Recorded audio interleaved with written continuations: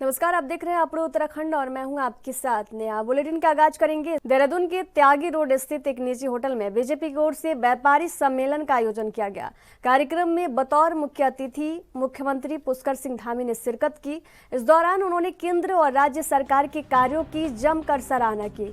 वहीं मुख्यमंत्री ने पत्रकारों से वार्ता के दौरान कहा कि बीजेपी को आगे बढ़ाने में व्यापारी भाइयों का महत्वपूर्ण योगदान है। उन्होंने कहा कि उन्हें पूरी उम्मीद है कि मौजूदा समय में व्यापारी राज्य सरकार की उपलब्धियों को जन जन तक पहुंचाएंगे।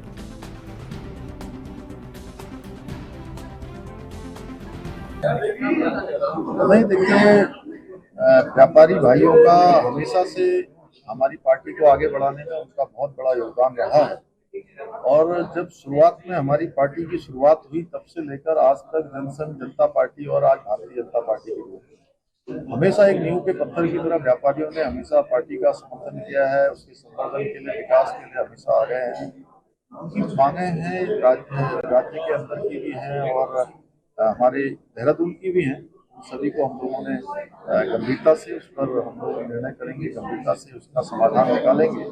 और आदरणीय प्रधानमंत्री मोदी जी का जो 9 वर्ष का कालखंड है, ये उत्कर्ष का कालखंड रहा है। इसमें हर वर्ग के लिए नीतियां बनाई गई हैं, कार्यक्रम बनाया गया है। इसमें व्यापारी वर्ग को, चाहे उनकी सुरक्षा हो, चाहे उनका निवेश हो, चाहे उनका व्यापार बढ़ना हो या उद्योग बढ़ना हो, उस सभी दिशाओं में अनेकों निर्णय इसके अंदर आदरणीय प्रधानमंत्री जी ने लिए हैं। तो हमने अपेक्षा करी है कि हमारे सभी व्यापारी भाई हमारे पार्टी के आदरणीय प्रधानमंत्री मोदी जी के ब्रांड एम्बेसडर बनकर आम जन को जो है वो सब बताएंगे जो उपलब्धियां रही हैं। मुख्यमंत्री पुष्कर सिंह धामी ने सोमवार को मुख्यमंत्री कैंप कार्यालय में अयोध्या से आए दशरथ गद्दी के पीठाधीश्वर महंत बृजमोहन दास जी महाराज ने भेंट की। मुख्यमंत्री ने पीठाधीश्वर महंत बृजमोहन दास महाराज का स्वागत करते हुए उनका आशीर्वाद प्राप्त किया। वहीं जन समस्याओं का शीघ्रता से समाधान करने के लिए मुख्यमंत्री पुष्कर सिंह धामी मुख्यमंत्री कैंप कार्यालय स्थित स्वागत कक्ष में प्रत्येक दिन प्रदेश के विभिन्न क्षेत्रों से आए लोगों से मिलकर उनकी समस्याओं का भी समाधान कर रहे हैं।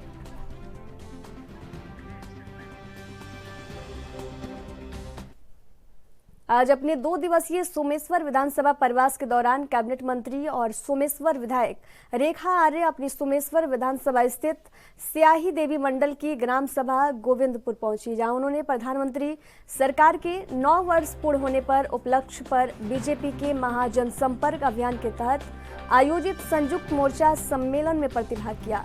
वह इस दौरान मंत्री रेखा आर्य ने कार्यकर्ताओं को संबोधित करते हुए केंद्र सरकार की उपलब्धियां गिनाई।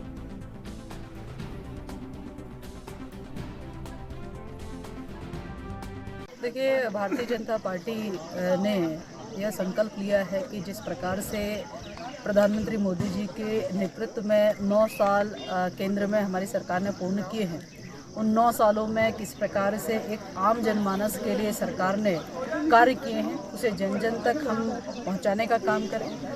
उसके निमित्त 30 मई से लेकर 30 जून तक भारतीय जनता पार्टी के संगठन ने यह तय किया है कि विभिन्न प्रकार के कार्यक्रमों के माध्यम से इसको लोगों तक पहुंचाया जाएगा। और कल ही वरिष्ठ कार्यकर्ता सम्मेलन किया गया, जिसमें हमारे वरिष्ठ कार्यकर्ता जिन्होंने भारतीय जनता पार्टी को रोपित करने का काम किया, आज वो फलीभूत होते हुए देख रहे हैं, जिनके आशीर्वाद से आज भारतीय जनता पार्टी विश्व की नंबर 1 पार्टी और सबसे बड़ी पार्टी बनकर आई है। उन लोगों का सम्मान किया गया और उनका मार्गदर्शन भी लिया गया कि आगे हमें और भारतीय जनता पार्टी को मजबूत करने के लिए और प्रधानमंत्री मोदी जी को पुनः प्रधानमंत्री बनाने के लिए हमें कितनी मेहनत करनी है, कितने अतिरिक्त प्रयास करने हैं, जन जन तक कैसे पहुंचना है, वो मार्गदर्शन उनसे प्राप्त किया है। और उसी से एक कदम आगे बढ़ाते हुए आज हमारे संगठन के विभिन्न मोर्चे, चाहे वो किसान मोर्चा हो, अनुसूचित मोर्चा हो, युवा मोर्चा हो, महिला मोर्चा हो, हमारे प्रकोष्ठों के हमारे संबंधित सभी अध्यक्ष से लेकर सदस्यगण हो, सभी आज यहाँ पर इस गोविंदपुर के रामकृष्ण मंदिर पर, राधा कृष्ण मंदिर पर एकत्रित हुए हैं। और सभी ने जो है यहाँ पे एकत्रित होते हुए सरकार की योजनाओं का किस प्रकार से लोगों तक हम लोग पहुँचा रहे हैं उसका विचार आदान प्रदान होना और साथ साथ में एक नई ऊर्जा लेकर जाना, क्योंकि आज यहाँ पर मुख्य वक्ता के रूप में हमारे संगठन के बहुत ही प्रमुख व्यक्ति यहाँ पर मौजूद थे। और भगत जी, जिनके माध्यम से बहुत सारी चीज़ें जो है हमने भारतीय जनता पार्टी के 1980 से लेकर अब तक के कालखंड में किस प्रकार से प्रगति करते हुए आई, अपने इतिहास से लेकर आगे भविष्य तक की यहाँ पर हमने योजनाएं जानी। मुझे लगता है कि इन सब बैठकों के माध्यम में मुझे भी प्रतिभाग करने का मौका मिला और एक नई ऊर्जा का संचार जो है इन बैठकों के माध्यम से होता है। हमारे कार्यकर्ता फिर नई शक्ति को संजोते हुए उसे प्रधानमंत्री मोदी जी को पुनः प्रदान। उत्तराखंड के पूर्व मुख्यमंत्री हरीश रावत प्रदेश सरकार को समय समय पर गुड गवर्नेंस का सुझाव देते रहते हैं। इस बार उन्होंने चार धाम यात्रा को व्यवस्थित और सुचारू बनाने के लिए मुख्यमंत्री धामी को सुझाव दिया। वहीं हरीश रावत के बयान के बाद अब बीजेपी प्रदेश प्रवक्ता विनोद सुयाल ने भी हरदा पर खासा तंज कसा है। विनोद सुयाल ने कहा कि हरीश रावत को अच्छे कामों के लिए सरकार की पीठ थपथपानी चाहिए, राज्य हित में सकारात्मक बातों पर ध्यान देनी चाहिए, क्योंकि उत्तराखंड में सरकार ने चारधाम यात्रा से अच्छी व्यवस्थाएं की।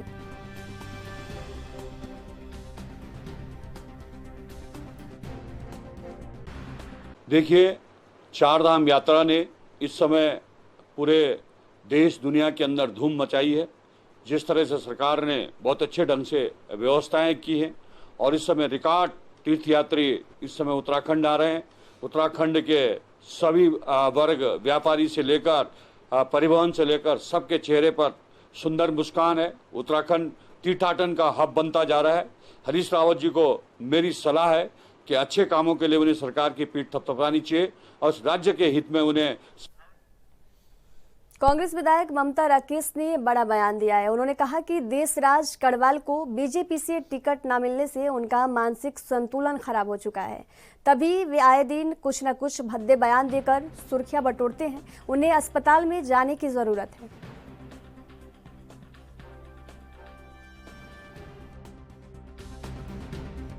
देशराज कड़वाल जी लगातार चर्चाओं में रहते हैं। उनका कहना है कि सभी लोग चमार हैं, चाहे वो पंडित है, ब्राह्मण है। आपका क्या कहना है उसको?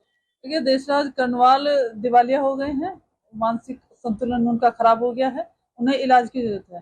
मैं उनके परिजनों से, परिवार वालों से और उनकी पार्टी वालों से कहूंगी कि वो इनका इलाज कराएं, क्योंकि हमेशा चर्चाओं में रहते हैं, गलत कामों की वजह से चर्चाओं में रहते हैं, उलूल जुलूल बयान देते हैं।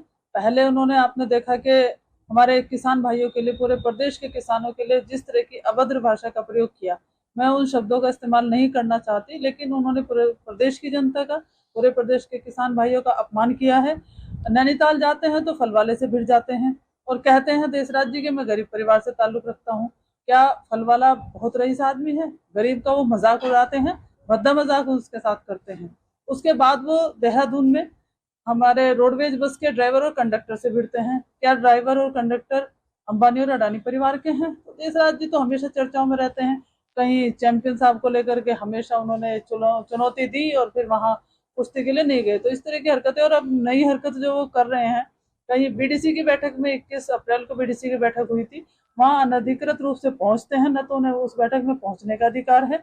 झूठ बोलते हैं कि वो माननीय नरेश बंसल जी, राज्यसभा सांसद जी के प्रतिनिधि के तौर पर वहां गए थे, लेकिन आप भी जानते हैं और हमें भी जानकारी है, और पंचायत राज एक्ट भी कहता है कि कोई भी प्रतिनिधि बोर्ड की बैठक में, चाहे बीडीसी की हो, नगर निगम की हो, किसी भी।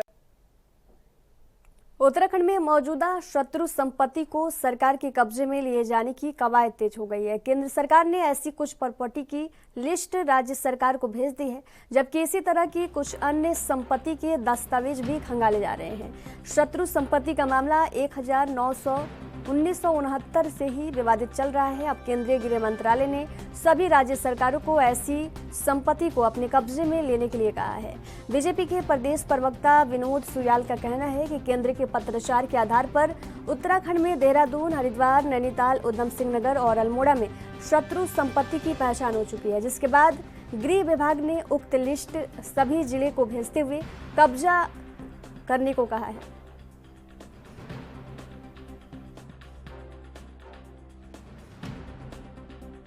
निश्चित रूप से जब भारत पाकिस्तान का विभाजन हुआ, उस समय कुछ संपत्तियां जो यहाँ से बंटवारे में पाकिस्तान चले गए थे, उनकी संपत्तियां यहाँ छूट गई थी। सरकार ने निर्णय लिया है कि उनका चिन्हीकरण का अभियान के रूप में उसको लिया है। कुछ संपत्तियों का उसमें चिन्हीकरण हो चुका है और कुछ संपत्तियों का चिन्हीकरण होना अभी शेष है। सरकार शीघ्र ही उनका चिन्ह। हल्द्वानी में बीजेपी के महाजनसंपर्क अभियान के तहत MBPG कॉलेज के सभागार में बीजेपी द्वारा संयुक्त मोर्चा सम्मेलन आयोजित किया गया। इस दौरान 2024 के लोकसभा चुनाव के मद्देनजर केंद्र सरकार के 9 साल पूरा होने पर केंद्र सरकार की उपलब्धियों को कार्यकर्ताओं से घर घर पहुंचाने का आह्वान किया गया। बीजेपी के पूर्व प्रदेश महामंत्री गजराज बिष्ट ने कहा कि संयुक्त मोर्चे से इस सम्मेलन में सभी मोर्चों के कार्यकर्ताओं और पदाधिकारियों को निर्देशित किया गया है कि वे महाजनसंपर्क अभियान में घर घर जाकर प्रधानमंत्री नरेंद्र मोदी के नेतृत्व में चल रही केंद्र सरकार की उपलब्धियों को जनता तक पहुंचाएं।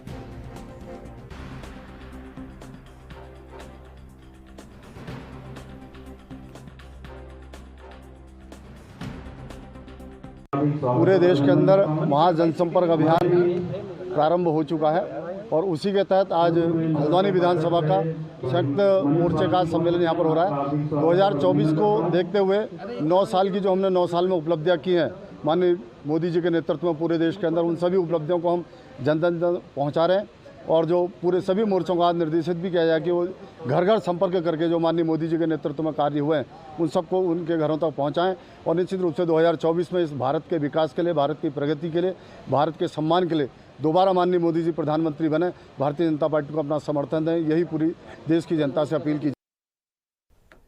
कांग्रेस के दिग्गज नेता दिवंगत नेता प्रतिपक्ष स्वर्गीय इंदिरा हृदयेश की कल दूसरी पुण्यतिथि के मौके पर उनके पुत्र विधायक सुमित हृदयेश और कांग्रेस के द्वारा श्रद्धांजलि सभा का आयोजन किया जाएगा। ये जानकारी देते हुए कांग्रेस विधायक सुमित हृदयेश ने कहा कि 13 जून यानी कल ही के दिन उनके माता जी और कांग्रेस के दिग्गज नेता स्वर्गीय इंदिरा हृदयेश की दुनिया से अलविदा किए हुए 2 साल पूरे हो जाएंगे और इस मौके पर उनकी दूसरी पुण्यतिथि पर उनके द्वारा अन्य दलों के नेताओं से भी श्रद्धांजलि सभा में आने का निवेदन किया।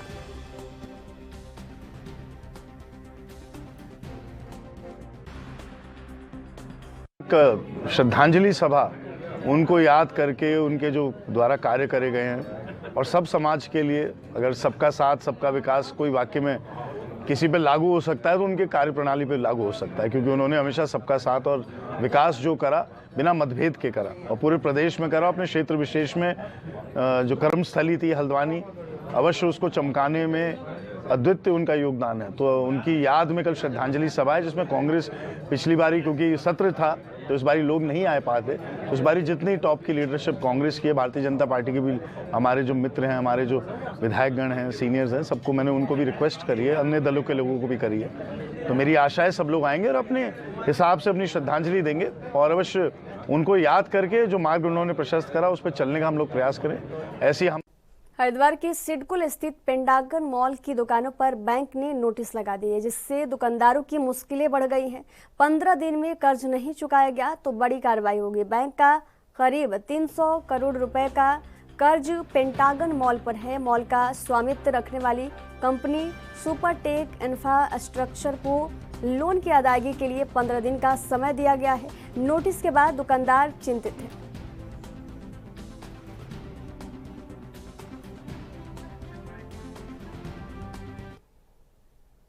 प्रदेश के मुख्यमंत्री पुष्कर सिंह धामी जल्द ही ब्लॉक प्रमुखों का मानदेय बढ़ाएंगे। उन्होंने ब्लॉक प्रमुखों की निधि में बढ़ाए जाने और राज्य अतिथि गृह की सुविधा देने की मांग का आकलन कर उचित निर्णय लेने का आश्वासन दिया।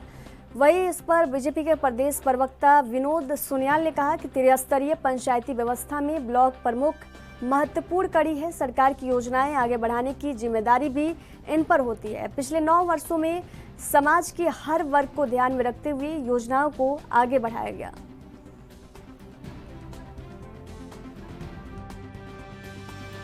हमारी पंचायतें जो प्रत्यक्ष रूप से गांव की सभी मूलभूत आवश्यकताओं से जुड़ी हुई रहती हैं, वो क्षेत्र पंचायत हों, ग्राम प्रधान हों, ब्लॉक प्रमुख हों, जिला पंचायत के मेंबर हों, जिला पंचायत अध्यक्ष हों, इन बॉडियों को और अधिक ताकत मिले, इनको और सशक्त बनाया जाए। इसके लिए मुख्यमंत्री द्वारा इनके साथ संवाद स्थापित किया गया। इसी संवाद की कड़ी में उन्होंने उनको और अधिक धन आवंटित करने हेतु कहा है और निश्चित रूप से ये सराहनीय और स्वागत योग्य कदम है। चमोली के गैंडसेड ब्लॉक के गिरतोली गांव की महिला मंगल दल ने रोड नहीं तो वोट नहीं नारे के साथ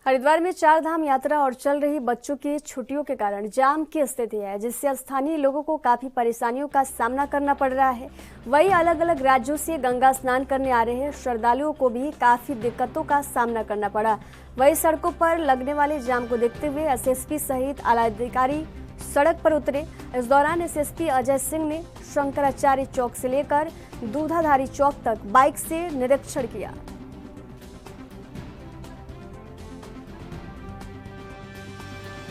जो मॉनिटरिंग रहती है अधिकारियों की, के वन टू वन अभी बात कर रहे हैं। तो समस्या अभी इधर भी ट्रैफिक ज़्यादा बढ़ गया और चार धाम यात्रा भी थी। हमारे यहाँ बहुत सारे स्नान मेले भी पड़ते रहते हैं। आगे कावड़ यात्रा भी शुरू होने वाली है।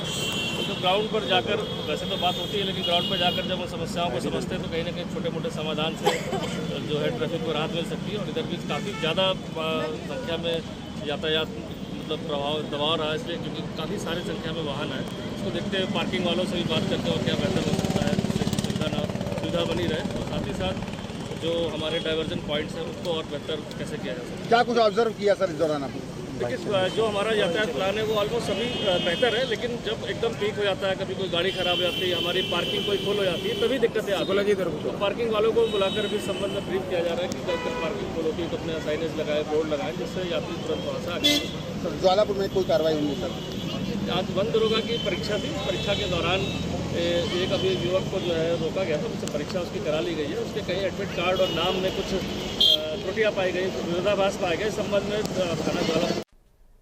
प्रदेश में अब निकाय चुनाव नजदीक है, जिसको लेकर पार्टियां भी एक्टिव हो गई है। उत्तराखंड की क्षेत्रीय पार्टी उत्तराखंड क्रांति दल भी अब प्रदेश में जगह जगह अपनी पार्टी का विस्तार कर रही है, जिसके चलते यमकेश्वर ब्लॉक के डाडा मंडी में आज सदस्यता अभियान चलाया गया, जहां प्रदेश के लेकर राष्ट्रीय कार्यकारिणी भी इस सम्मेलन में पहुंचे।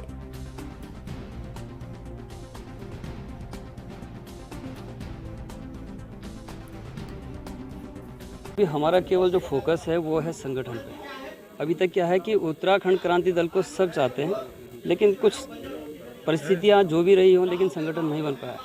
हमारा फोकस है आज कि हम संगठन बनाएंगे। हमने यमकेश्वर विधानसभा के अंदर संगठन बनाना शुरू किया था मार्च महीने से, और आज आप देख रहे हैं कि यहाँ पे कितने लोग हमारे संगठन के कार्यकर्ता यहाँ पे आए हुए हैं। हमें लग रहा है कि अब जन भावनाएं उत्तराखंड के साथ, उत्तराखंड क्रांति दल के साथ आ रही हैं। धन्यवाद आप मीडिया बंधुओं का। आज हम यमकेश्वर के डाडा मंडी क्षेत्र में आ रखे हैं, यमकेश्वर विधानसभा के। और यूकेडी की जो अब एक लहर प्रदेश में शुरू हो गई, क्योंकि राष्ट्रीय पार्टियों ने पूरे प्रदेश को छल दिया। 22 साल में कुछ भी रहा नहीं है इस प्रदेश में। जल जंगल जमीन हमसे सब दूर हो गया है। तो अब जो जनता जब खुद परेशान है तो जनता क्या पाइए आगे। तो आज जो आप देख रहे हैं यहाँ पे पूरा जो संगठन है, ये किसलिए इसीलिए आगे बढ़ा है कि जनता की उनसे, राष्ट्रीय पार्टियों से। ये आज की बैठक और सम्मेलन जो यहाँ पर हो रहा है और कार्यकर्ताओं का जिस ढंग से सम्मान हो रहा है और लोग इस कार्यक्रम को बड़ी गंभीरता से देख रहे हैं, राष्ट्रीय पार्टियों के प्रति लोगों की घृणा बढ़ गई है। तो मैं समझता हूँ निश्चित रूप से जो विधानसभा यमकेश्वर का ये सम्मेलन है, यह सिद्ध करेगा कि आगामी विधानसभा चुनाव में यहाँ के जो प्रत्याशी होंगे उत्तराखंड क्रांति दल के, वो विजयी होंगे। दूसरा, उत्तराखंड क्रांति दल की आज जन जन को ज़रूरत है। आपको पता है कि भ्रष्टाचार में और अपराध में ये जो वर्तमान सरकार है ये लिप्त है, और कांग्रेस का भी अपने टाइम में भ्रष्टाचार में वो भी लिप्त थी। कांग्रेस ने जो भ्रष्टाचार और अपराध का जो भवन बनाया था, आज भारतीय जनता पार्टी सरकार ने उसको मीनार के रूप में खड़ा कर दिया है, और जनता बहुत त्रस्त है। बस ज़रूरत ये है कि उत्तराखंड क्रांति दल को जनता के साथ आगे बढ़कर के काम करना पड़ेगा, और हम लोग अपने उत्तराखंड के सफर में फिलहाल दीजिए जाने की इजाजत। देखते रहिए एनबी न्यूज़। नमस्कार।